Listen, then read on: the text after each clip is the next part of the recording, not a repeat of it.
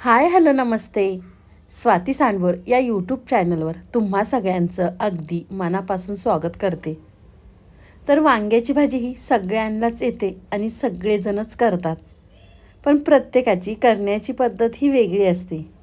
पण आज मी तुम्हाला माझ्या पद्धतीने झटपट अशी कुकरमध्ये वांग्याची रेसिपी दाखवणार आहे. व्हिडिओ शेवटपर्यंत पहा. इथे मी 250 ग्रॅम वांगी घेतलेली आहेत. तर आपल्याला वांग्याचं देठ काढून अगदी व्हिडिओमध्ये दाखवते त्या पद्धतीने कट करून घ्या. वांगं कट केलं की आपल्याला लगेच पाण्यामध्ये घालायचं, म्हणजे वांगं काळं पडत नाही.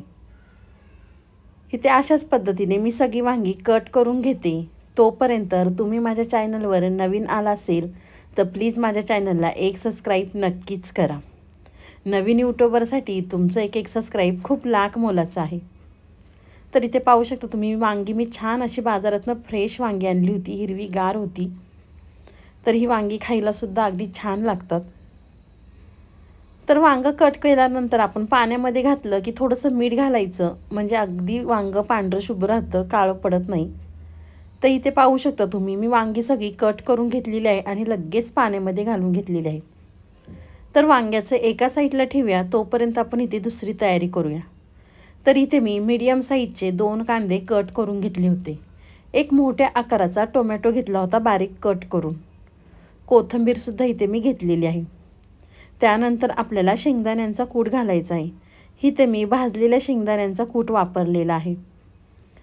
शेंगदाण्यांचा कूट घातल्यानंतर आपण इथे मसाले ॲड करणार आहोत. तर अर्धा चमचा बेडगी मिरची पावडर घालायची आहे. त्यानंतर आपल्याला अर्धा चमचा मिरची पावडर, 1 चमचा कांदा लसूण मसाला घालायचा आहे. तुम्ही कांदा मसाल्याच्या ऐवजी साठवणीतला मसाला घातला तरी चालेल.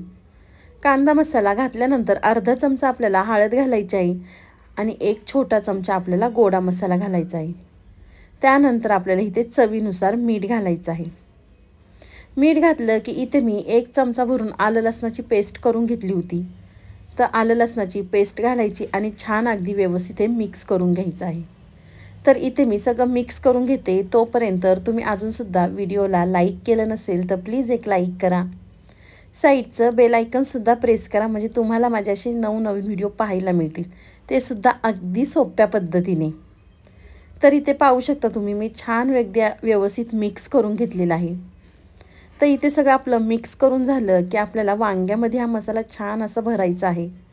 अगदी व्हिडिओमध्ये दाखवते त्याप्रमाणे करा. वांग्यामध्ये हा मसाला व्यवस्थित भरला की छान अगदी वांगं खायलासुद्धा छान लागतं. तर अशाच पद्धतीने इथे मी सगळ्या वांग्यांमध्ये मसाला भरून घेणार आहे. मी ते वांग्यामध्ये सगळा मसाला भरून घेते. तोपर्यंत आपल्या चॅनलवर मी भरपूर असे वांग्याच्या रेसिपी अपलोड केलेल्या आहे, त्यासुद्धा अगदी सोप्या पद्धतीने. घरामध्ये जे साहित्य असते त्याचमध्ये मी इथे रेसिपी बनवते, ते सुद्धा अगदी चविष्ट खायला असतात. एकदा नक्की तुम्ही माझ्या पद्धतीने रेसिपी बनवत जा. रेसिपी बनवल्यानंतर मला छानशी एक कमेंट करा. तर इथे पाहू शकता तुम्ही मी सगळ्या वांग्यांमध्ये मसाला भरून घेणार आहे. तोपर्यंत चॅनलला अजूनसुद्धा सबस्क्राईब केलं नसेल तर प्लीज एक माझ्यासाठी सबस्क्राईब नक्कीच करा. तर सगळ्या वांग्यांमध्ये छान असा दाबून दाबून मसाला भरलेला आहे मी. हे वांगं अगदी सोप्या पद्धतीचं आहे, पण खायला अगदी चविष्ट लागतं. तर इथे सगळ्या वांग्यांमध्ये मसाला भरून झालेला आहे. त्यानंतर एका साईडला इथे मी कुकर गरम करून घेतलेला आहे. इथे आपल्याला कुकरमध्येच भाजी करायची. अगदी ही वांग्याची भाजी 7 ते 8 मिनिटात तयार होते. तर कुकर गरम झाला की त्यामध्ये आपल्याला गरजेनुसार तेल घालायचं. तेल गरम झालं की आपल्याला अर्धा चमचा मोहरी घालायची आहे आणि जी वांगी आपण भरून घेतली होती ती घालायची आहे. वांगी घातल्यानंतर आपल्याला 2 ते 3 मिनटं तेलावर वांगी छान व्यवस्थित परतवून घ्यायची आहे. वांगं व्यवस्थित परतलं की अगदी खायलासुद्धा चविष्ट लागतं आणि वांगं शिजल्यानंतर जास्त गाळ होत नाही वांग्याचा. आपल्याला तेलावर वांगी छान अशी परतवून घ्यायची आहे. या पद्धतीने तुम्ही जर वांगं केलं तर न खाणारेसुद्धा आवडीने खातील, एवढं भन्नाट चवीचं हे वांगं होतं. तर तेलावर वांगं व्यवस्थित परतल्यानंतर जो मसाला उरला होता आपला, तो मसालासुद्धा घालायचा आहे आणि तोसुद्धा वांग्यामध्ये आपल्याला छान व्यवस्थित परतवून घ्यायचा आहे. हे वांगं खायला अगदी चविष्ट लागतं. एकदा ह्या पद्धतीने करून पहा. तुम्हाला जर यामध्ये चवीनुसार गूळ घालायचा असेल तर तुम्ही गूळसुद्धा घालू शकता. इथे मी गूळ वापरलेला नाही. त्यानंतर आपल्याला पाणी घालायचं आहे. तर इथे मी गरजेनुसार पाणी घालते आणि परत छान आपल्याला व्यवस्थित मिक्स करून घ्यायचं आहे. तर इथे मी छान अगदी व्यवस्थित मिक्स करून घेते. तोपर्यंत तुम्ही व्हिडिओला लाईक केलं नसेल तर प्लीज एक पटकन लाईक करून घ्या. तर मिक्स केल्यानंतर आपल्याला झाकण लावायचं आहे आणि कुकरची फक्त आपल्याला एक शिट्टी घ्यायची आहे. तर इथे मी कुकरची एक शिट्टी घेते.